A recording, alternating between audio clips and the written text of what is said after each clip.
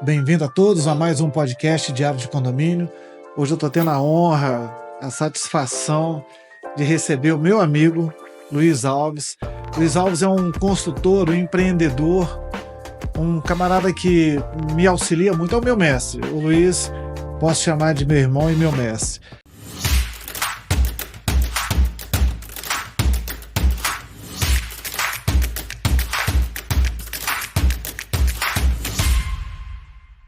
O Luiz veio. Eu não vou comentar, vou deixar para você. Você veio de Angola, você já me contou Nasci isso. em Angola. Como é que, em que momento você iniciou na parte de construção?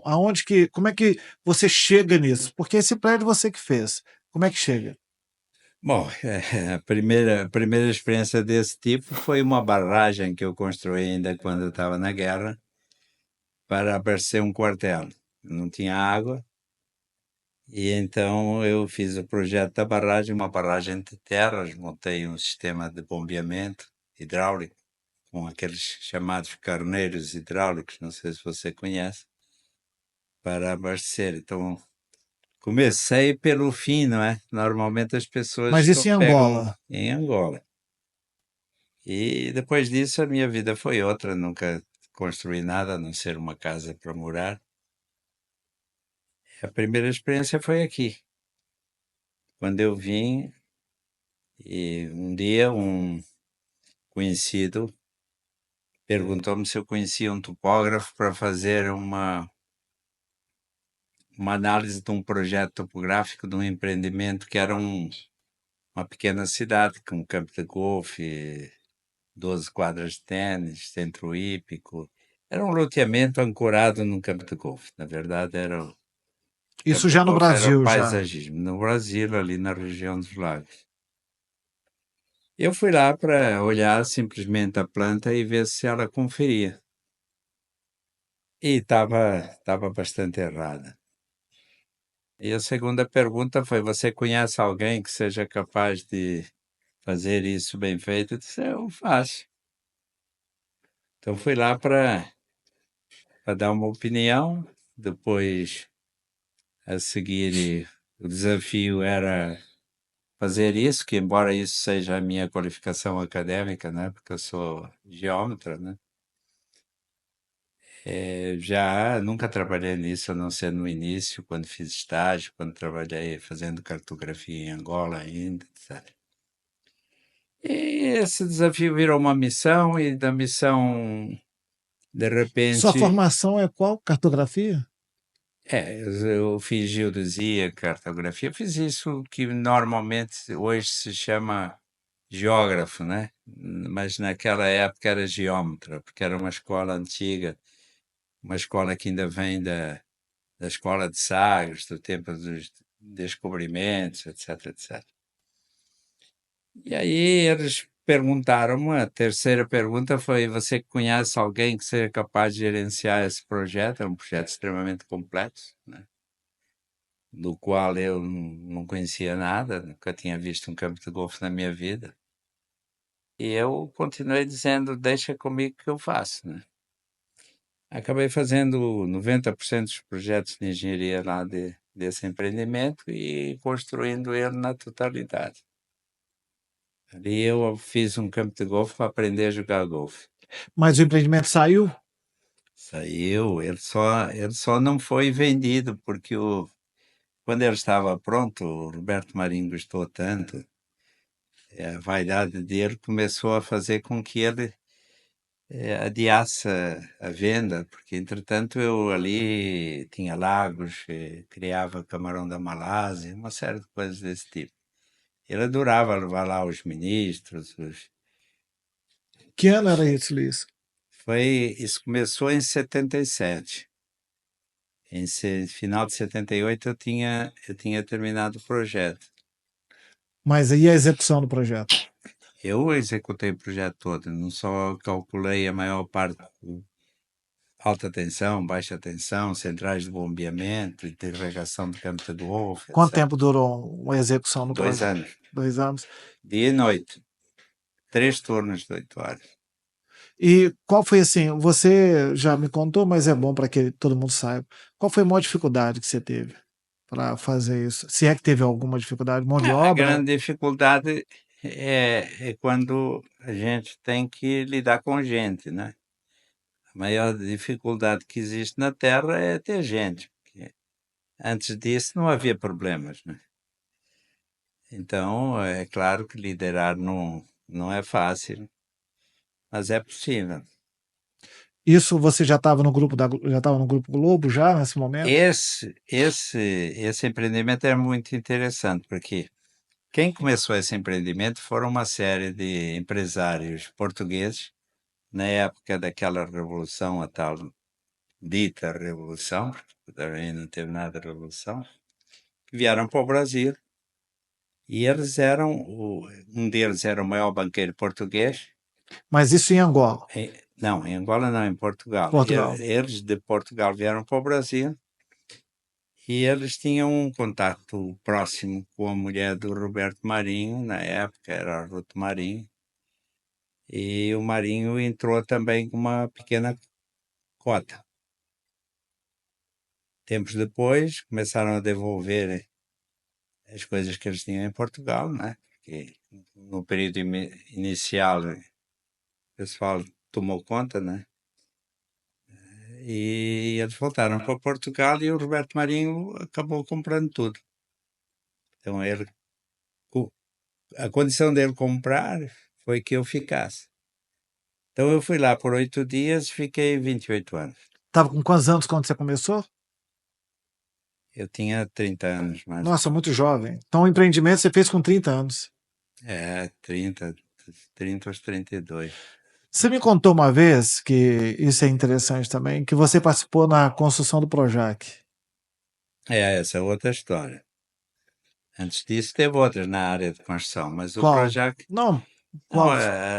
o segundo empreendimento, quando terminou esse da Eden Country do Brasil, eu quis sair, e ele não me deixou sair e me levou para o Globo, para o jornal. Eu comecei a fazer uma série de coisas ali, ajudando principalmente o diretor financeiro, né?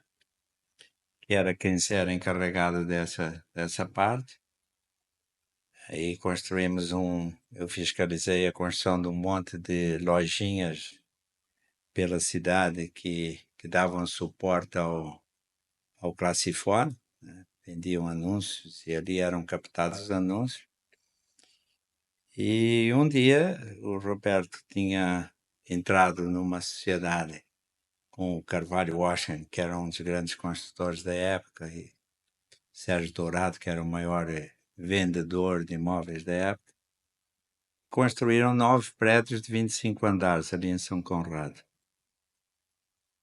E é claro, aquilo ali, cada um defendendo seus interesses, acabou deixando uma série de pendências e me pediram para ir lá dar um jeito. E eu virei síndico de 9 prédios de 25 andares, numa época em que só tinha rabo de foguete, né? Você chegou a ser síndico, então, lá nesse condomínio? Sim, Quantas unidades tinham? 9 blocos e? 25 andares, normalmente 2 por andar e outros prédios com 4. Não. Eram, eram mais ou menos 1000 condôminos, né? Essa foi numa época tremenda, porque os prédios foram mal construídos, começaram a cair o revestimento de fachada e uma série de problemas que teve que ser enfrentado, tiveram que ser enfrentados. Por isso eu acabei tendo que assumir a Então você não chegou no sindicância. início, não, você chegou depois. Já estava tudo construído, só que estava tudo mal construído, cheio de problemas. Problemas incríveis. Desde, por exemplo, você sabe, um prédio dessa altura tem que ter uma série de válvulas de retenção para que, quando se dá a descarga no primeiro piso, não explodam todas as tubulações. E teve lá um síndico antes, né, que resolveu que tinha que tirar aquilo porque aquilo não fazia falta. Não. Então, desde inundações a, a quebra e descolamento de placas de mármore nas fachadas, vê o que é o perigo de cair, porque quando construíram não fizeram a granitagem dessas placas, colaram com massa comum e aquilo começou a soltar tudo. Você ficou quanto tempo à frente? Mais ou menos um ano e pouco até que consegui ordenar a bagunça e partir para outra, né? E aí, seguindo, você foi para você continuou na construção. Não, eu virei. Se você me perguntar em que você é especialista, em nada. A única coisa que eu fiz na minha vida e deu resultado foi aplicar algumas coisas que eu nem sabia que tinha aprendido, que aprendi na época em que estava na guerra, e nas empresas que me foram confiadas depois para consertar. Então, tive na empresa de alimentos, uma empresa que teve prejuízo durante 39 anos, que foi a das primeiras que eu recuperei, Qual foi? a Embasa. Fui presidente da Embasa, peguei a Embasa. A Embasa era dirigida pelo Brigadeiro Hermes da Fonseca, que foi ajudante às ordens do presidente Hermes da Fonseca, né? E ele lá estava durante anos e anos, porque eram cargos políticos também, né?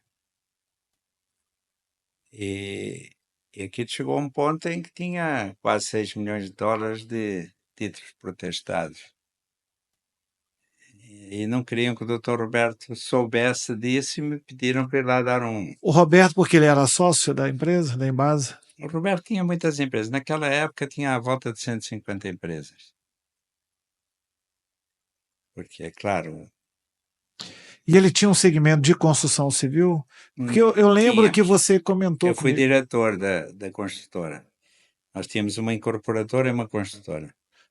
Essa construtora nós construíamos no país inteiro, fizemos shopping centers, centenas de milhares de metros quadrados de prédios, desde prédios de luxo até outros comerciais, etc. E aonde que você acha? Eu vou agarrar um pouco mais na questão da construção, porque é mais focado no condomínio. Aonde você acha que agarra mais? Eu sei de Juiz de Fora não, mas de lá. De lá para cá, você acha que a estrutura de organização para construir melhorou ou piorou? Os mecanismos Para piorar? construir, É. bom, você tem dois tipos de construção que têm abordagens completamente diferentes. Uma delas, construção pesada, estradas, barragens, etc. Depois a construção de edificações. A construção de edificações, ela tem uma forma de se conduzir completamente distinta. Quando são grandes construtores, normalmente são grandes construtores que estão ligados à política. São caras que têm um acesso grande às fontes de financiamento e então elas estão muito mais dedicadas a construir casas para moradias populares. Tem outros que também poucos, alguns deles eu conheci, que só constroem edifícios que visam um mercado-alvo mais exigente, né? Mercado de classe média, média alta, etc. E tem os construtores pequenos que constroem aquilo que lhes pedem, né? E residências pequenas e são abordagens um pouco diferentes, mas todas elas batem na mesma coisa. Mas aonde que é o pior? Aonde que a coisa agarra? Porque eu lembro que você reclamava muito comigo quando a gente conversava a respeito da qualidade de material, prestador de serviço, né, que tinha uma certa irritabilidade com isso. Igual quando você começou a construir em Juiz de Fora, você sempre fala muito da questão das empresas de impermeabilização, que nunca se acertam muito. Você comentava comigo. Não sei se. Eu acho que na vida tem algumas coisas que são fundamentais, dependendo do ramo em que se está. Só algumas delas são comuns. Na verdade, você tem que ser o mais especialista possível em relações humanas. E a segunda necessidade é você saber formar modelos, né? Projetar modelos, desenhar modelos, modelos que sirvam para enfrentar as necessidades que um processo ou qualquer processo tem, né? Tudo isso são processos. Quanto mais rudimentares são eles, mais se complica, porque você tem muito menos disciplina e tem muito mais o que as pessoas acham que está certo. Então cada um acha uma coisa e aí normalmente surge o conflito. Então organizar tudo isso é, de certa forma, complicado, porque as pessoas que têm alguma habilidade nesse âmbito, eles estão ocupados com empreitadas maiores. Então fica muito na base do improviso. E isso também diz respeito à mão de obra. Porque a mão de obra na construção civil normalmente é uma mão de obra não qualificada e isso exige uma fiscalização muito maior. Por exemplo, qual é a pessoa mais importante na construção civil de habitações? O mestre de obras. Porque o mestre não é o engenheiro, não é o arquiteto, nada disso, o mestre de obras. Se o mestre de obras não souber disciplinar, liderar pelo exemplo, vira uma bagunça, né? Então, normalmente, todas as profissões pegam nisso. Todas as profissões, por exemplo, um síndico. Quais são as habilidades que o síndico tem que ter para ser um bom síndico? Tem que ser mestre em relações pessoais, tem que ter um bom caderninho de telefone e tem que gerenciar padrões que ele cria ou pede a alguém para criar, porque se ele tiver um bom caderninho de telefones, ele não precisa saber grandes coisas. Precisa saber liderar, precisa saber integrar, estabelecer padrões. A partir daí as coisas começam a ficar fáceis. Só que o caderninho de telefone, poucas pessoas têm o cuidado que deveriam ter com ele.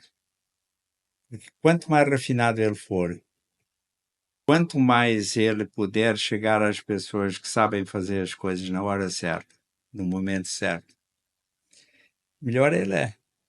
O caderninho que você fala são profissionais que ele tem que ter à disposição? Os contatos todos, veja, quando se começa a discutir quais são as atividades de um síndico, todos vocês sabem quais são melhor do que eu. Mas isso aí não funciona. Às vezes tem gente que diz, não, agora, inclusive agora, que nós vivemos num país em que tem gente formada para tudo, pelo menos com diploma para tudo, mas a seguir aparecem uma série de instituições para arrumar emprego para as pessoas. Então começam com uma série de exigências. Para você ser isso, tem que ser formado naquilo. Eu dirigi uma empresa de alimentos em que os sindicatos, na época, queriam que eu tivesse 4 indivíduos formados em áreas de conhecimento diferentes. Quando o único cara que entendia de alimentação e de engenharia alimentar ali era eu.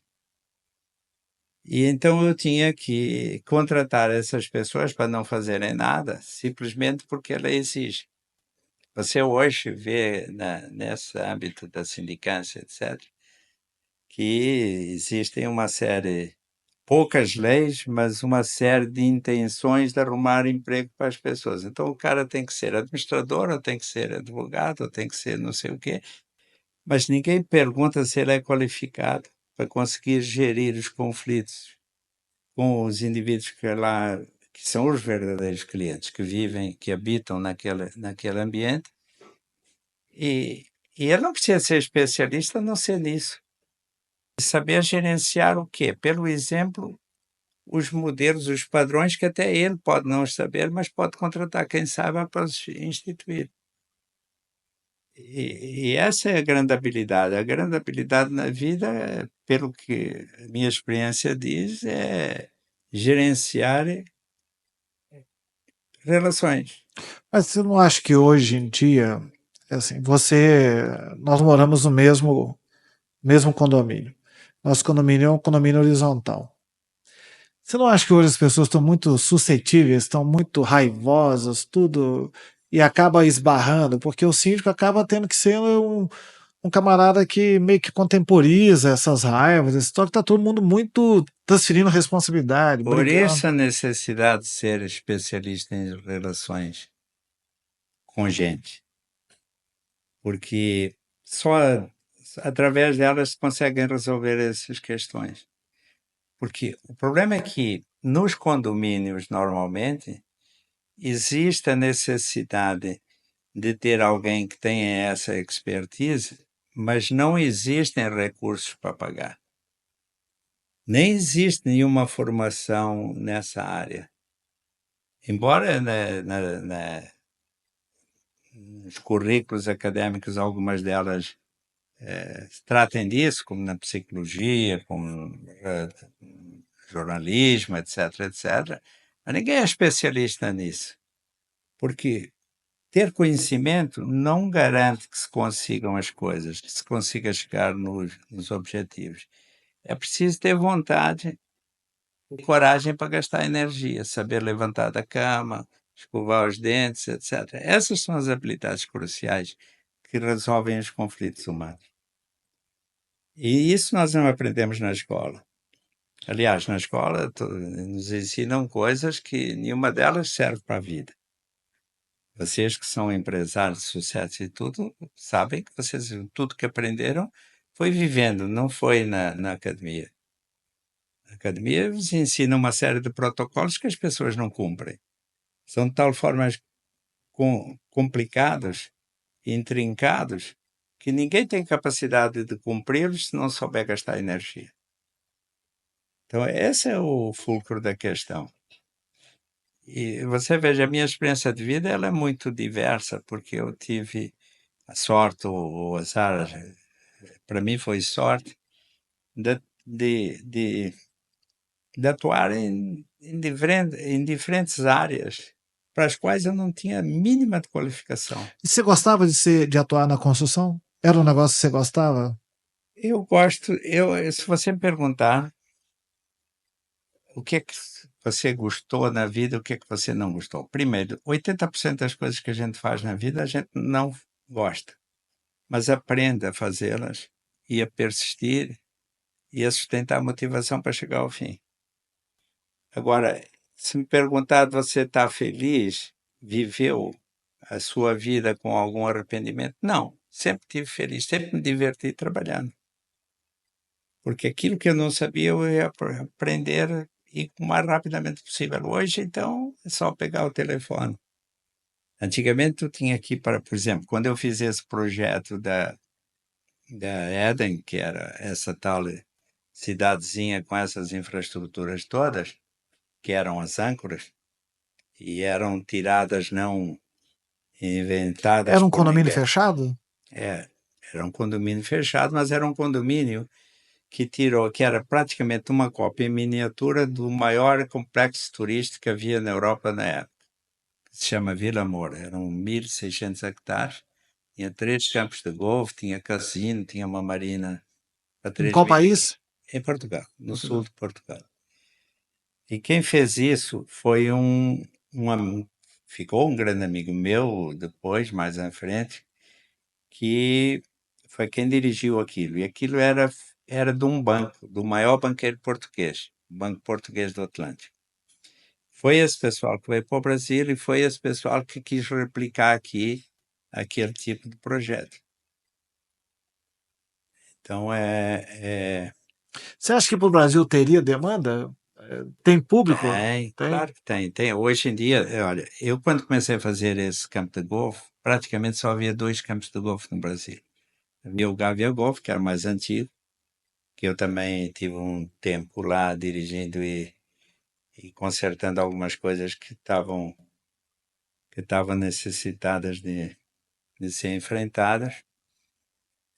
E era esse era praticamente o segundo. Hoje, quantos campos de golfe tem no Brasil? De cabeça eu não sei, mas são muitos, são dezenas de campos de golfe. Os campos de golfe nascem não só para jogar golfe. O campo de golfe começaram a ser replicados nos Estados Unidos, porque isso começou na Inglaterra, né? Como âncoras para desenvolver negócios em terrenos desvalorizados. Então, inicialmente, se colocavam ou hipermercados no meio do nada, ou um campo de golfe. Os hipermercados serviam para atrair, como âncora, para atrair pessoas que tinham necessidades e que tinham que ser atendidas rapidamente, próximas, não é? Então você montava um hipermercado e comprava um terreno que não valia nada, montava um hipermercado e à volta dele você construía um complexo turístico ou residencial, etc. Depois vieram os campos de golfe, porque os campos de golfe tinham uma vantagem e que serviam de paisagismo para vender essas coisas. Um campo de golfe sozinho ele é muito caro e ele tem uma manutenção muito cara. Mas quando ele fica diluído por uma população que o cerca, que até muitos deles não sabem nem jogar golfe, aí começa você viabilizando áreas que não valem nada. E no Brasil foi a mesma coisa, e isso é uma das estratégias E esse foi interessantes. para frente?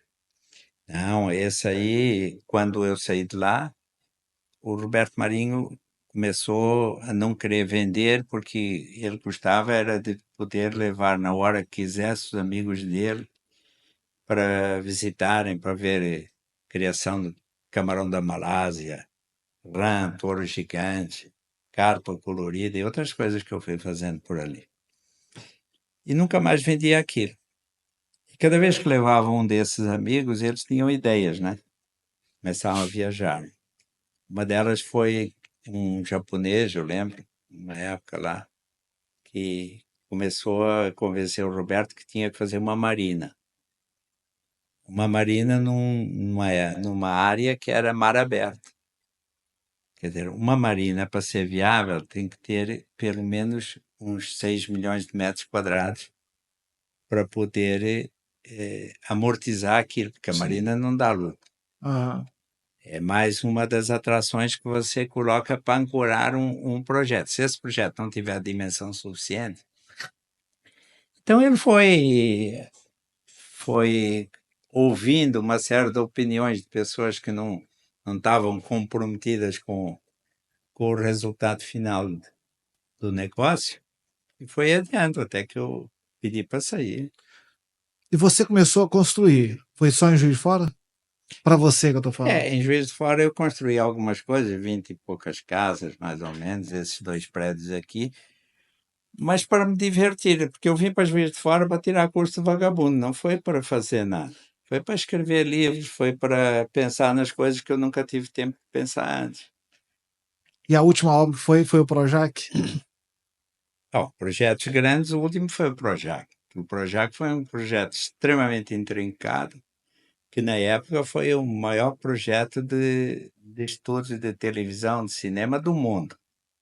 Nós visitamos tudo quanto havia de empreendimentos desse tipo no mundo, não é? Começando aqui pelo Chile, Estados Unidos, chegamos a ir para a Austrália, etc. Eu mandei uma equipe de 9 engenheiros para fazer essas viagens, para ver se a gente colhia informações para além daquelas que a gente já conhecia pela TV Globo, né? Pelas práticas aqui no Brasil, porque são aspectos diferentes. Aqui no Brasil, a TV, ela praticamente é filha do teatro. Nos Estados Unidos, do cinema. Então, a televisão teve inícios diferentes. Então, a forma como se filma nos Estados Unidos, como se constroem estudos, etc., é completamente diferente daquela que havia aqui no Brasil. Então, a intenção desse projeto era acabar com o artesanato, porque do teatro, a nossa televisão, vamos chamar artesanal. Nos Estados Unidos é industrial, porque vem da indústria cinematográfica. Então, a ideia do Dr. Roberto, na época, era a gente fazer algo que pudesse juntar as duas estratégias. Porque aqui no Brasil, a nossa televisão, as nossas novelas, que eram o produto principal, eles sendo filhos do teatro, eles têm uma qualidade que não se conseguia em mais outro país. Mas, de qualquer forma, os custos aqui começaram a estar inviáveis, porque era tudo muito artesanal. Nas estruturas que nós tínhamos de estúdios, etc., para você ter uma ideia, no Teatro Fênix, etc., gravavam-se 3 programas por semana diferentes. Então, monta cenário, tira cenário, bota cenário. Quando nos Estados Unidos não tem nada disso. Eram umas tapadeiras ou eram montados estúdios que ficavam desde o início até ao fim das gravações. E você foi responsável por qual parte no processo? Fui responsável por organizar a bagunça. Eu até nem deveria fazer esse tipo de declaração, porque eu sei que isso vai ser, mas eu já estou numa idade em que Não, não estou nem então, preocupado. Até hoje eu não quis aparecer de jeito nenhum, em nenhum documentário, televisão, festas, etc, etc. E por quê? Porque eu sempre me dei bem escondido. Você ficar lá a construção durou quantos anos? Essa é outra história que eu não vou contar, porque para você ter uma ideia, porque é que isso não merece ser contado. Uhum. E ao final de um ano eu tinha o projeto completamente pronto, aluguei uma casa no Jardim Botânico, próximo da sede da TV Globo, e ali eu montei a base. Então foram designados os engenheiros principais, os engenheiros que eram tidos como os que carregavam a engenharia da TV nas costas, e o diretor pela TV Globo era o Adilson Malta, que era o diretor da Central Globo de Engenharia, e eu caí lá como paraquedas simplesmente para fazer com que as coisas acontecessem, porque o projeto não andava, e os anos passaram, e o Dr. Roberto começou a ficar inquieto, porque ele era um homem que não gostava de desistir das coisas. Fossem certas ou erradas, ele começava a ir até ao fim. Essa é uma das grandes qualidades que ele tinha. E eu fui lá para isso. Então, comecei a tentar botar um pouco de ordem nas operações, e o projeto, ao final de um ano, estava pronto e orçado, coisa que dificilmente se faz nem eles gostavam muito de orçamentos, porque orçamentos abertos são sempre muito mais atraentes do que um orçamento que você tem que cumprir. Nas casas que você fez em Juiz de Fora, como construtor, você contratava ou terceirizava a mão de obra? Na verdade, eu nunca construí nada. Eu peguei, até você vai rir disso, né? Eu peguei um garoto que eu estava querendo ajudar e comecei a ensinar o fundamental para ele poder virar um mestre de obras. E com isso, eu não tive à frente das obras, nenhuma delas.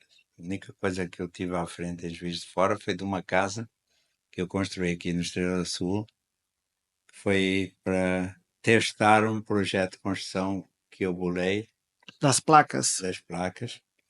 E eu construí pessoalmente, chegava às 7 horas da manhã, saía às 5 da tarde. Eu, 2 pedreiros e 2 serventes. Em 5 meses construí uma casa de 400 metros quadrados.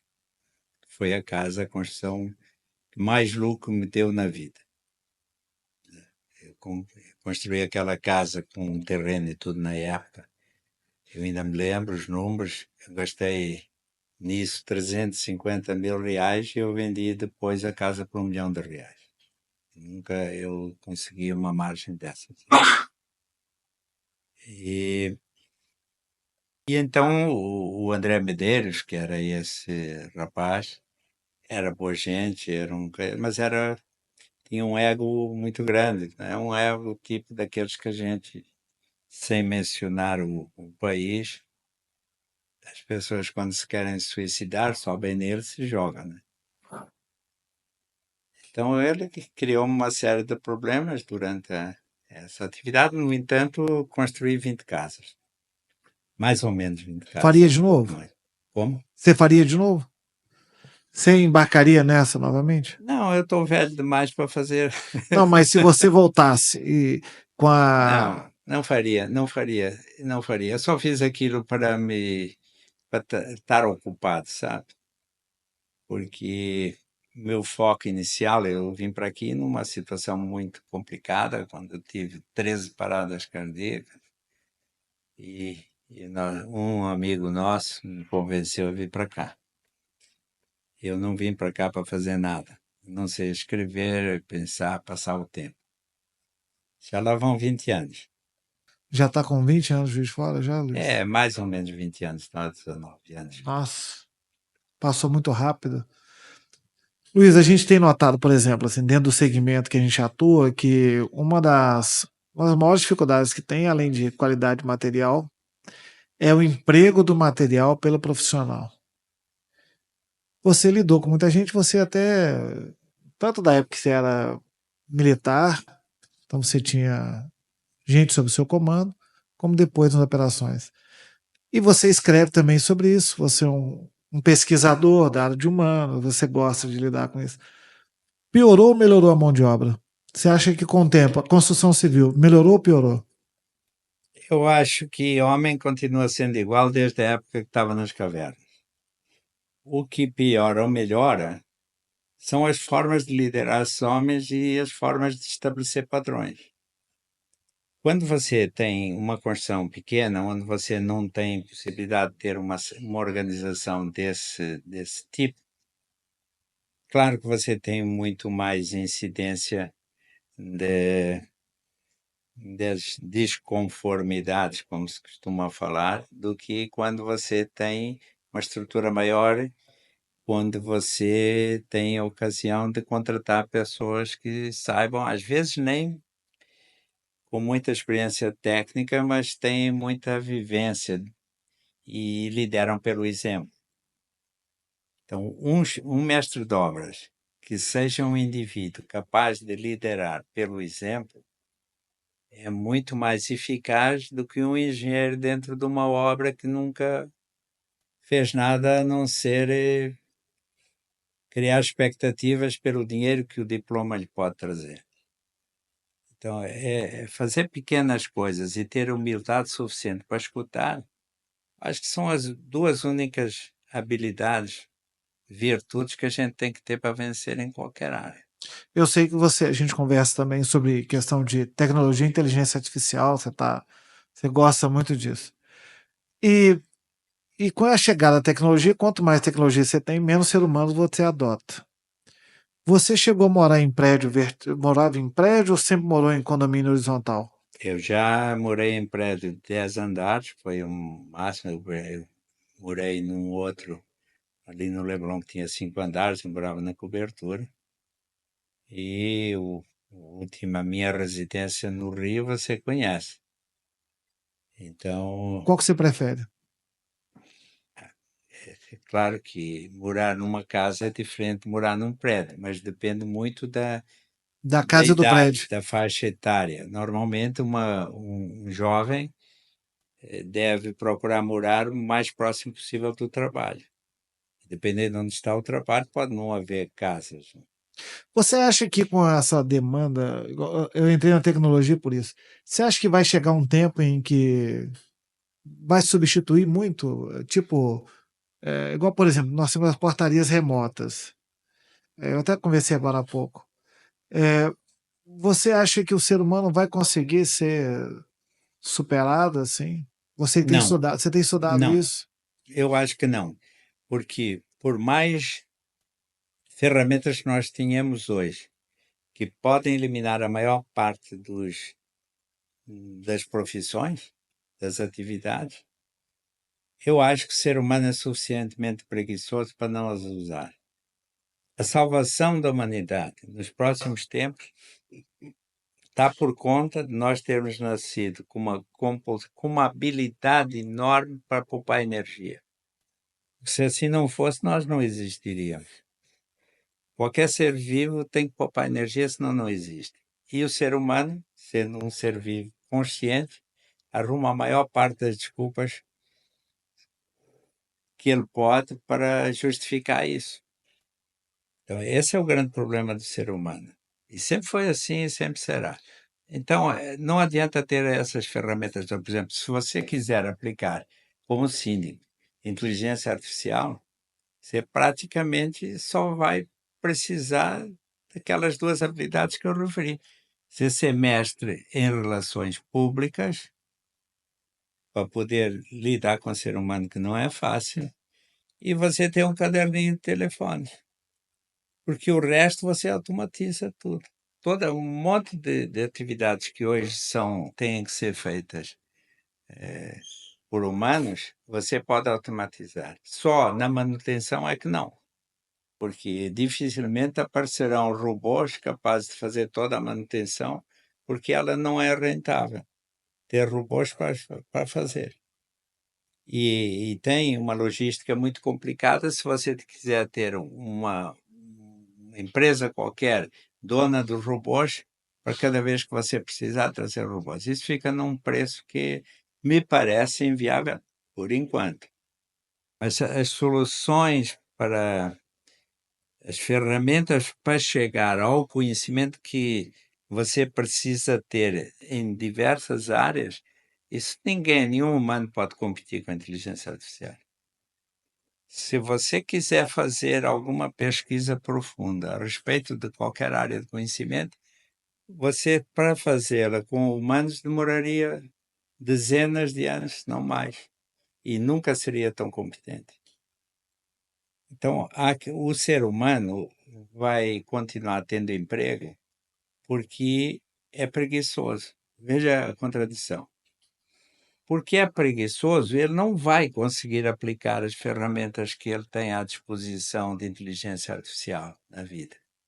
Poucos são os que vão fazer isso. E claro que esses vão ter uma vida privilegiada. Isso aplica na construção civil também, claro. Na construção civil, por enquanto, é pouco. Sabe por quê? Porque a construção civil ela depende muito de pequenas operações onde também os robôs não vão dar conta. Quando você, não, mas eu faço construção 3D, ok. Mas a construção 3D hoje só se aplica em assuntos muito restritos. Ela tem que levar máquina, ela tem uma máquina pesada, não tem acesso fácil a qualquer tipo de terreno. E depois ela tem que deixar a casa pronta, acabada. E ela não faz isso. Acabamento. Então, por exemplo, aquele sistema de placas que eu pulei, aquilo é imbatível.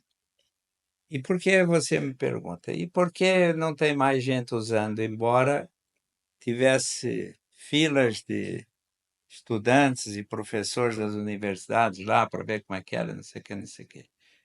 Porque tudo que é novo, ele Causa resistência, né? uma resistência muito grande, porque Causa tudo que resistência. é novo, o nosso cérebro gosta de fazer coisas que ele já conhece. Tudo que é novo dói, porque tem que gastar mais energia. A gente só gasta energia naquilo que a gente já conhece, porque é pouco. Você tem que fazer uma coisa nova, nem que ela te vai dar um resultado muito grande. Está vendo? Aquele sistema de placas que eu te falei, ele pode ser construído por serventes. É esse problema da mão de obra na construção civil, acabou. Você com 2 serventes, você constrói uma casa. E eles só precisam saber o quê? Poucas coisas, poucos movimentos, poucas operações. Agora, quando você leva isso para um construtor, principalmente para construir, porque esse tipo de solução é um tipo de solução boa para construir pequenas edificações ou grandes armazéns, que é o tal tilt-up. Quando você leva para esses pequenos construtores, eles, em vez de procurar ganhar dinheiro com aquilo, não. Eles, desde o primeiro dia, tentam destruir todas as tuas ideias. Que esse é um comportamento basal do ser humano. Né? Ter razão, destruir as ideias dos outros para que ele possa, o ego dele Prevalecer. possa sobressair. Luiz, me empresta. Eu fico aqui o dia inteiro com você, mas eu vou ter que interromper. Primeiro eu quero te agradecer. Quantos livros você já escreveu, Luiz? Sobre esse assunto que é objeto dessas meus últimos 8 anos de pesquisa a Aham. respeito das minhas besteiras, dos meus erros, eu escrevi 5. O primeiro deles é o poder do comportamento. Depois, a seguir, eu escrevi a magia do carisma, que ao fim e ao cabo são as mesmas estratégias, mesmas técnicas aplicadas a algo que a escola deveria nos ensinar e não ensina, que é sermos mestres em vida. Depois eu escrevi um outro que é ciência do fazer. Terminei um outro que eu há 20 anos estava parado, que é destinado a empresas, que é uma proposta de um novo modelo de gestão. Sim. E o último que ainda não está concluído, é exatamente falando num método para poder usar por qualquer pessoa em qualquer projeto. Ou seja, ensinando as pessoas a gastar energia. Isso é bacana demais. O Luiz, eu ficaria o dia inteiro conversando. A gente fica, né? Quando pode. Quero te agradecer mais uma vez a gentileza. Eu sei que você Não tem que agradecer nada. com, né, seus afazeres. Você me deu a honra de ter vindo aqui. E para mim eu sou muito grato a você por uma série de coisas que você já sabe. Você já me auxiliou. É o mestre, meu guru. Tá sempre me disponibilizando. É uma troca, nós trocamos. Mas eu aprendo mais do que você comigo. Eu quero então convidar vocês todos para assistirem o nosso bate-papo. Assinem o canal Diário de Condomínio. Luiz Alves, uma pessoa espetacular. Nós vamos voltar porque tem muito assunto que eu queria falar com você, mas como há uma certa limitação, tal, então a gente tenta fazer um pouco mais fragmentado para você me dar a honra e a satisfação de vir mais vezes aqui. Quero agradecer mais uma vez e pedir a vocês todos que compartilhem, que assistam e que deem as sugestões próprias para esse canal. Melhorar e tornar um canal mais informativo e mais interessante de ser assistido. Obrigado, Luiz. Eu que agradeço. Para você, uma gentileza. Isso aqui é só uma lembrancinha. Muito nossa, obrigado. Sabe também. Sabe.